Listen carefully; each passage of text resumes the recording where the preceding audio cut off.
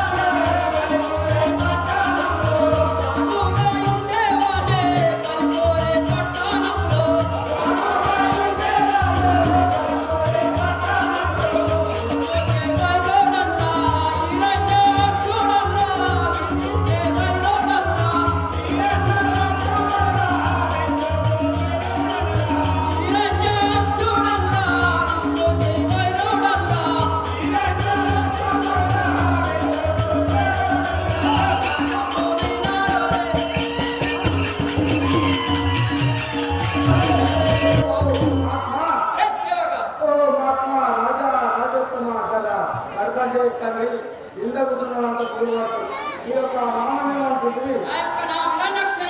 ఈ యొక్క నామం హిరణ్యాక్షుడు అన్నమాట. ఆ యొక్క హిరణ్యకశిపుని తమ్ముడు. అయితే ఈ యొక్క పట్టణము సరే మహాత్మా ఆ విష్ణు పేరు చెప్తే మీకు చాలా కోపమా? ఆ విష్ణుమూర్తి వైరుడు అన్నమాట.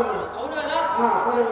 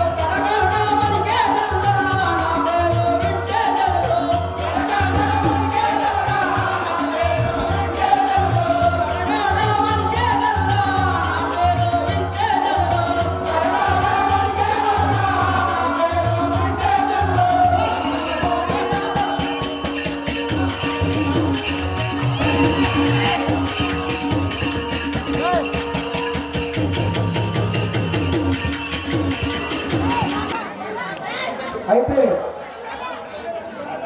ఈ యొక్క హిరణ్యాక్షుని అన్న సాంగ్ల సాయి గారు కులం ఎన్నికలకు సమర్పించారు ఆ హిరణ్యాక్షుడికి. మరియు అదేవిధంగా వారి పిల్లలు కూడా అర్పణం సమర్పించారు. వారికి వారి కుటుంబానికి ఆ యొక్క నరసింహస్వామి ఎల్లకాలం చల్లగా దీవించడానికి కోరుతున్నాం. కళ్యాణ స్వామి ఆత్మ నరసింహస్వామి ఎల్లకాలం చల్ల కాపాడాలని చాకలి కాసయ్య నీ పాత దగ్గర ఉంది కాబట్టి ఎక్కడో ప్రాణదశ కట్టాలి కాబట్టి స్టేజ్ పూలదండ మరియు 200 రూపాయలు బహుకరించినారు. వారి కుటుంబ సభ్యులకు నరసింహ సలహా మనం ఇలా దేవతల పేరు ఏంటంటే కోపం